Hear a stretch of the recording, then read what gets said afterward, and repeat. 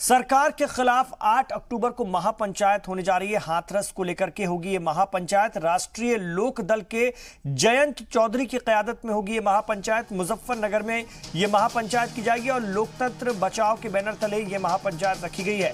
महापंचायत में बड़ी तादाद में किसान और दीगर तबके के लोग इकट्ठा होंगे। बड़ी खबर इस वक्त की, सरकार के खिलाफ 8 अक्टूबर को महापंचायत उत्तर प्रदेश में हाथरस मामले को लेकर यह महापंचायत रखी गई है और राष्ट्रीय लोकदल के जयंत चौधरी की क़यादत में यह महापंचायत कराई जाएगी। मुजफ्फरनगर में यह महापंचायत होगी। लोकतंत्र बचाओ के बैनर तले यह महापंचायत होगी और इस महापंचायत में बड़ी तादाद में किसान और दीगर तबके के लोग शामिल होने जा रहे हैं।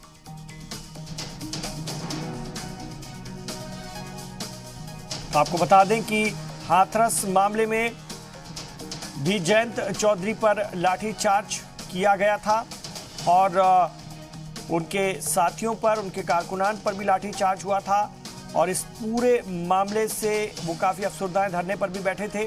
अब 8 अक्टूबर को महापंचायत बुलाई जाएगी हाथरस मामले को लेकर के और महापंचायत में राष्ट्रीय लोकदल के जयंत चौधरी की क़यादत में महापंचायत होने जा रही है मुजफ्फरनगर में।